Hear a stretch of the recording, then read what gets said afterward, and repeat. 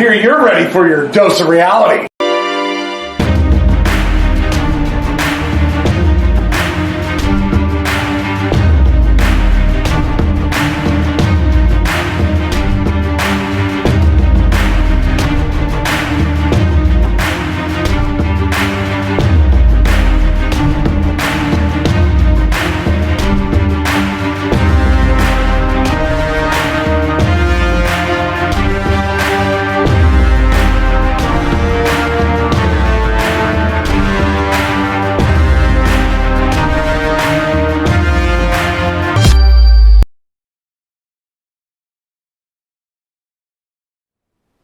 Hey, what's up, everybody? Welcome to the Dr. Quack podcast. I'm your host, Dr. Quack. And I'm the important one, Mr. Mayhem. And today, it's Nick, right? We got our man, Nick, the man. That's right. Gives us a lot of good suggestions, a lot of good advice. Well, he brought us something special. So let us know what he got coming from. This is our special request from Nick in Michigan. Thank you so much for sending this in. Today, we're going to review Superbrawl 3. There's a significance with this because we've just reviewed WrestleMania 9 on there, and we also, a month before, was the start of Monday Night Raw. A month before this came out was the start of Monday Night Raw, and also WrestleMania 9 was a month after this pay-per-view. So we're going to see how it stacks up in comparison. Yeah, this pay-per-view was actually kind of interesting, and it was better than it should have been because the main event, the thing they pushed most on this, was the White Castle of Fear strap match between Big Van Vader and Sting. And they showed cinema-style vignettes. Yes. That when you watch this thing in retrospect, if you thought they were good before and still think they're good now, you need to go see a doctor. I'm right here. You're not a mental doctor. Oh, I'm mental. Well, but we get to start on this. We get to start with Asheville, North Carolina is where this was at the Civic Center. Yes, February 1993, and we get introduced to something WCW did a lot. They had hosts. And the hosts were Eric Bischoff, looking as uncool as ever. Missy Hyatt, looking as hortacular as ever. And Johnny B. Bad. That's right. So pretty. He was so pretty. There was something wrong with his voice. I don't know what it was. Oh my God, there was something wrong with his voice, Druggy Daddy. He sounded like he had laryngitis there. He spent too much time in Dusty's locker room trying to get himself a leg up the card. But we also had Tony Schiavone and Jesse the Body working together on this pay-per-view. It had been a year since Superbrawl 2. That's when Jesse the Body came back. Yeah, and going back to the hosts, this show, for some reason, after every match, they kept throwing it back to the hosts. Really, none of them needed to appear on this show. They brought nothing to the show. They did not analyze the matches. Missy Hyatt was involved in some kind of backstage vignette that made her look even worse. Yeah, we'll get into that. And they really brought nothing to the show. This will probably get sprayed if I can't find anything else, but let's see if we can find something that was worse than Eric Bischoff, Johnny B. Bad, and Missy Hyatt. Yeah, Max Payne. That's right, Reasons. Was out there playing the national anthem. Yes, and just like Elias, he actually really can play. He's not like Jeff Jarrett just walking down the ring with a guitar so that he can hit people with it. Max Payne really could play, and it wasn't Jimi Hendrix good, but it was quite good. So, good job. Chuck Norris approves of your playing ability. That's right. Moving on to the first match here, we had the Hollywood Blondes taking on Marcus Alexander Bagwell and Eric Watts. A year, he brought it up that they've been there a year with Jesse Ventura and Tony Schiavone. And one of the very first things that Jesse Ventura said was, "Just a moment of time, McMahon." He did. He literally has said McMahon on this show. And Tony Schiavone, whether he was flabbergasted, whether he was being his usual craptacular self, he said nothing, did not make a reference to it, just was quiet for about 5 seconds, and then he started talking again. Yeah. It was a solid match. It was an okay opener. I gave it 2.5 stars. This is what you would expect from WCW, a slow Southern style. You know, the match was too long, in my opinion, but outside that, it was okay. I agree, it was too long.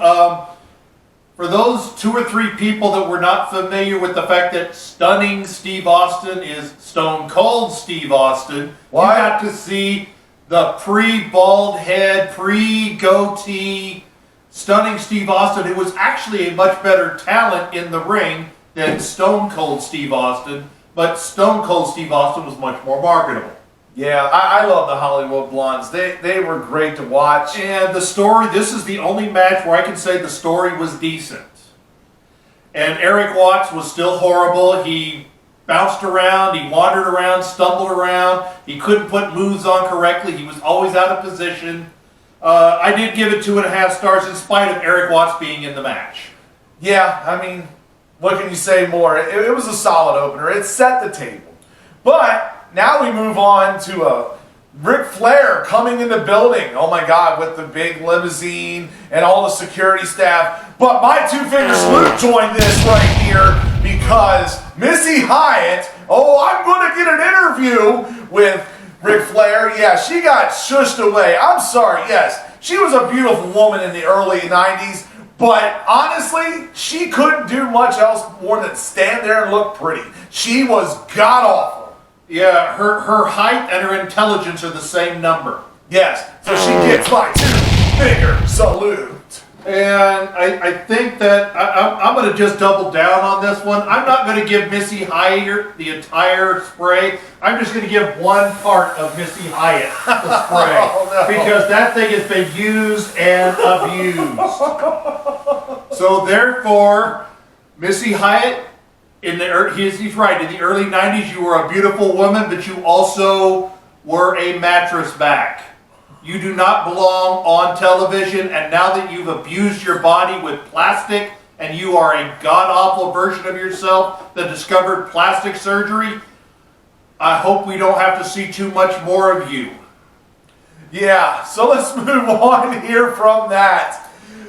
Great matchup here. Chris Benoit against Too Cold Scorpio. Chris Benoit's first pay-per-view in WCW. And Too Cold Scorpio, somebody he's worked many, many, many times, and it showed their chemistry was incredible. Yes. Great action. There was no real story to this match. They just told him to go out there, have fun. The match ended 1 second before the time limit. So they just basically told him, have fun, and the last 10 seconds, take it home, and end the match with 1 second to go. And this match did not disappoint, except for like a couple of little sloppy things that they tried to do something new. I'm not going to hold that against them. 3.25 stars. Great match. Yeah, I mean, I went with him on this. I went 3 stars. I felt like this was a classic. I remember seeing them more frequently when they were in ECW working each other, and it reminded me a lot of the same. This was a great technician-style match with some aerial moves. Yes, a lot of fun. Great match. And then we went into kind of a odd follow-up, because usually the second match is your popcorn or your bathroom break match. This match that we're getting ready to do really should have been that bathroom break match instead of the Benoit Too Cold Scorpio. Oh, we forgot something here. Don't worry, because we had the 1-900 hotline here with Jordan Soley and Michael P.S. Hayes talking to Dustin Rhodes, because they call him the Natural. Yeah. I didn't even write that note. I wanted to forget that. I know you did. No, I'm not going to spray you because that might make you smell better. Oh, boy. And then you had a Max Payne promo follow that. He was a good musician. He was a very, very accomplished amateur wrestler. He could not talk. Oh my God, he looked like Henrietta all grown up from South Park. He was a goth kid. Why do we have that promo? Reasons. Yeah. Why did they let him talk?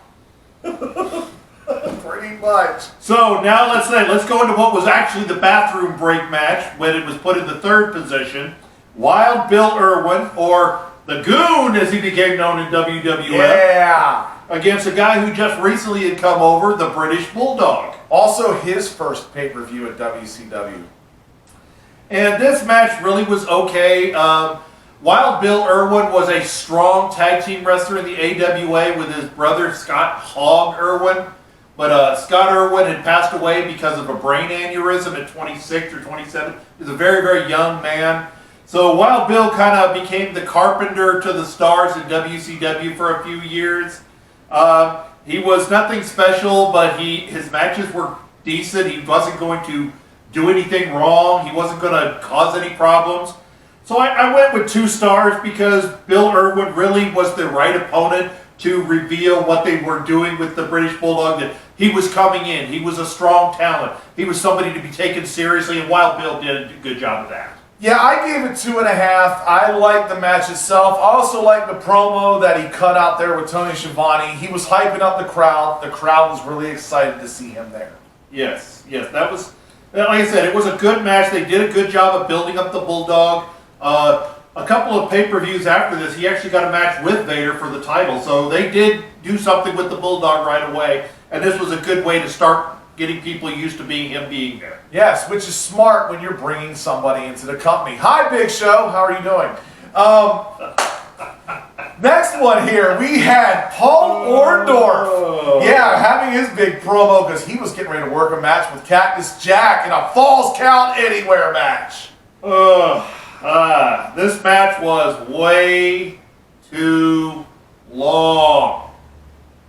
Let me re-emphasize this. This was a Falls Count Anywhere match that went 17.5 minutes. Yeah. Way too long. Paul Orndorff was not known for his brass nut style of wrestling. He was a traditionalist wrestler. And Cactus Jack did a decent job with this, making it workable, making it passable. I did go 2.5 stars on this. The ending was really, really hot, which gave me another quarter star to this match. But it was, again, I can't overemphasize this enough. You can have too much of a good thing. Yeah, I appreciate this match because I was a huge Cactus Jack fan as a kid. I gave it 3 stars. Like he said, the ending with the shot with the shovel really sold it for me on that. I love the fight. It was very funny to see Cactus Jack doing his sunset flip off the top rope there to the outside. That was one of my favorite spots. Like I said, Cactus did a good job of working around Paul Orndorff's wrestling style, that he was a wrestler, a traditionalist. He was not a brass nuts kind of worker. So Cactus Jack is one of the few hardcore guys that got national long-term name recognition, and matches like this prove that they made the right call. Yeah, so Cactus Jack ended up winning that one. Good job on there. Moving along here, Heavenly Bodies with Jim Cornette, taking on, with Beautiful Bobby Eaton as well, taking on the Rock and Roll Express. I wish this was vodka. Okay. Everybody is familiar with the tag team that was led by James Cornette. Jimmy Cornette was called the Midnight Express. Whether it was the Midnight Express, Loverboy Dennis, and Beautiful Bobby, whether it was Beautiful Bobby and Randy Rose, Ravishing Randy, whether it was Stan Lane and Bobby Eaton, whether it was Bob Holly and Bart Gunn, they were always the Midnight Express. And they add Dr. Tom Pritchard, and now they're the Heavenly Bodies. What? No! Stop it! This is one of the big things WCW had a problem with. Jim Herd had just left the company about a month before they brought in Kip Fry. So Jim Herd was a big problem with a lot of the people in there, to include Jim Cornette.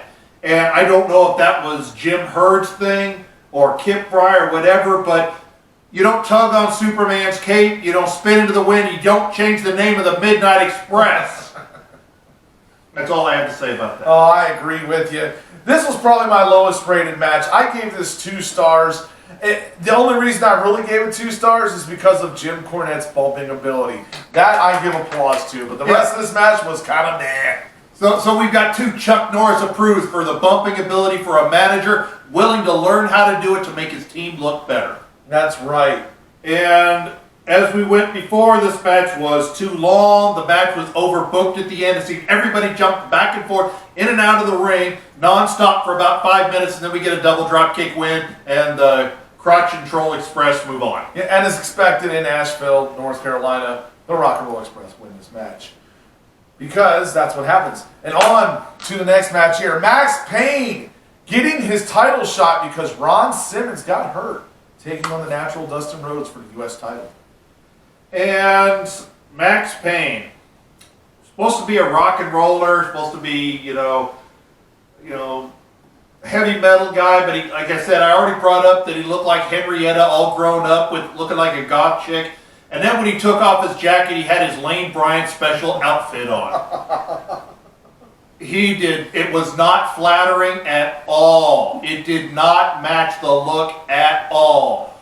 Why did you choose that? I'm not even going to have the editor put the reasons up there. It's just the why. Why? Yeah. But the match was so-so. I mean, Max Payne and Dustin Rhodes had no chemistry. So this match was kind of destined to fail. They didn't work together. There was no real story for this.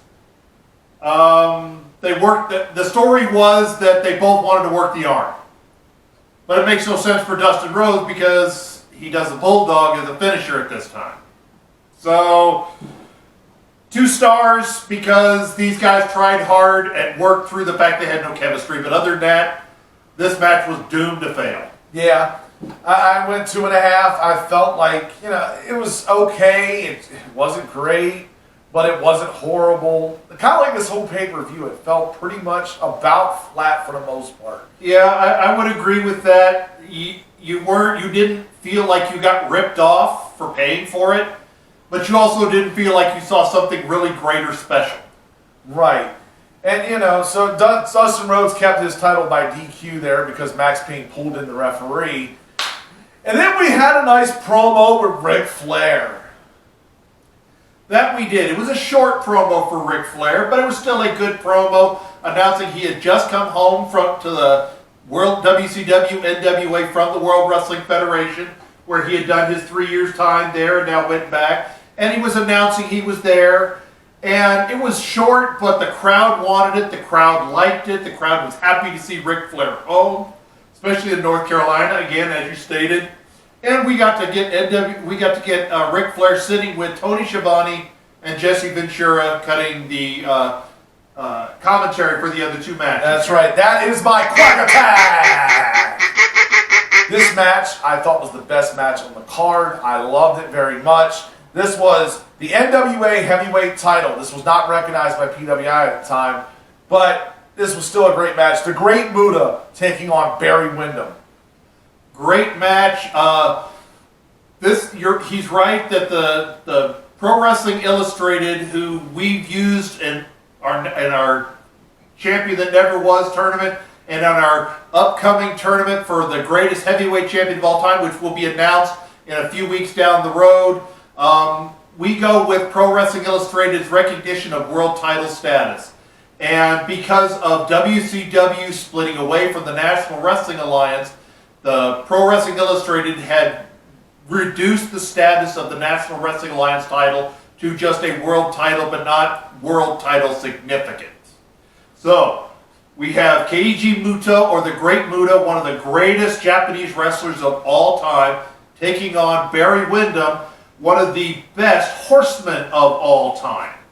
Yeah, I'll definitely go with that. And, well, this match was a little bit too much offense. It was, Muta got like 6 minutes of offense, and then Windham got like 10 or 12, and then Muta got 3 or 4. So it was too, for the story they were trying to tell of the even match, each one of them had offense segments that were too long. This match was still, he was right, this was my highest rated match of the night, 3 3/4 stars. They both brought a great deal of credit back to the National Wrestling Alliance. The crowd really liked this match. The crowd was really hot, even though in the beginning they chanted, "We want Flair." Once the match started, that didn't happen anymore. So these guys overcame the crowd wanting to see Ric Flair with a great match. Yeah, I mean, the best part is, I also gave it a 3 3/4 stars because the aftermath, when Ric Flair came in to put on the title on Barry Windham, put it around his waist, and Barry Windham kind of shrugged him off and was like, "Get off of me," pretty much. Didn't want that to happen. And, you know, that was a sign of respect, and it also led to a feud later down the road. Yep, so along the way, we've had little 8 to 10 second vignettes that bring us up to the main event. The main event! Some of the stupid things are like Sting got into a helicopter. Supposedly, he was supposed to go fight Vader in the White Castle of Fear, but the match took place in North Carolina. The White Castle of Fear was supposedly somewhere in the Rocky Mountains of Colorado, which, for those of you that don't know geography, that's only about 2,000 miles apart. Yeah, White Castle of Fear match. It was a WCW World Title match, Sting versus Vader. The rules were simple. Basically, you had two people that were put there on straps together, and they were connected. And you had to take your opponent and drag him to all four corners in succession. Yes, and what they meant by succession, and this is one of the few times that Tony Schiavone did a great job explaining to the casual fan what was going on. What they meant by in succession was if you were walking forward and your opponent stopped your momentum and pulled you back the other way, the count was broken and you had to start over. And Tony Schiavone did a great job of explaining that through the time. So, Tony Schiavone, I'm actually giving you credit. You finally did something right. Good job, Glass Joe. You finally got the win. Well, he was good backstage, but this is the first time in front of the microphone, in front of the crowd, he did something right. And for those of you that want to know how to call a match where you have to explain to the fans, the average fans, the rules without drowning them in it, Tony Schiavone, this was a good example of that. So, good job, Tony Schiavone. Man, that's 3 Chuck Norris approves. Yes. For an average show, so, you know, we've dealt with some real garbage, obviously. Oh my God, yes we have. But this show, yeah, I gave this match 3 stars. I felt like it was a really good match. A lot of physicality involved, which I love. You know, when you have a good strap match involved. Vader ended up winning this. And Sting beat the crap out of him at the end with that strap. yeah, I've never been a fan of strap matches. The one thing I like they did different is they actually went outside and tried to go around the outside, which the referee accepted. And that's a clever way to do that because, you know, like they said, dragging the opponent along. Well, the strap is 16 feet long in an 18-foot ring. You can just walk around and touch all 4 corners. So taking it outside was an unusual and interesting way to do that, and I enjoyed that. But strap matches are just not great blow-off matches. It's the whole antithesis of wrestling of you're supposed to pin them or make them submit, but now it's a game of tag. Yeah. So, I mean, like I said, it wasn't a bad pay-per-view. It was a pretty good pay-per-view. We did also have the sign-off from Missy, Johnny, and Eric. Yeah, they only did 3.5 minutes of sign-off afterwards before they ran the credits to tell you that they were done. So they're getting better. They never learned their lesson, obviously. You know, March 2001 proved that. Yeah. But the other thing I'm going to bring up, as we were looking at this, because we just had watched WrestleMania and reviewed it, watch the production value of the worst pay-per-view on WWF's pay-per-view roster against a halfway decent pay-per-view around the same time. This one was kind of dark, it was slightly fuzzy, and it wasn't WWF doing it on their network. This was the way it was filmed in 1993. They did the production value, and WWF, while it was outside and you could hear the wind blowing and the clouds were changing the lighting, it was much brighter, much better shown. And part of that had to do with the fact that they took some of the filters and changed the filters so those cameras could show you the action. The darkness is good inside the arena, but not good when you're watching it at home. That's right. Thank you, Nick, so much for sending this in. If you have a special pay-per-view you would like us to review, let us know. Send it up to the Dr. Quack podcast page on Facebook. Write it in the comments on the YouTube channel. And it doesn't have to be one of your favorites. We abused ourselves with Bash at the Beach 2000. If you just want to see us eviscerate something that is so god-awful it deserves our style of humor and justice, don't be afraid to send that in. But please, if you want to send something in better, but we will abuse whatever you send us. Yeah. Thank you so much for tuning in. Make sure you check out our shows this week. We got some more stuff coming up. We got the the Champions That Never Was tournament that's getting ready to finish up here. Yeah, and you just had your live interview. So if you want to check out what the doctor said about his wrestling career on, what was that, BTV? That's right. So yeah, check that out too. See what the Dr. Quack says live and shooting in color. That's right. Check it out, man. Check out the Boiler Room. Check out our cold case, which will be coming up in a couple weeks here on Tori Wilson. I'm your host, Dr. Quack. And I'm the important one, Mr. Mayhem, telling you, remember, like, click, subscribe, share. That's right. It's Vader time! And I'm out.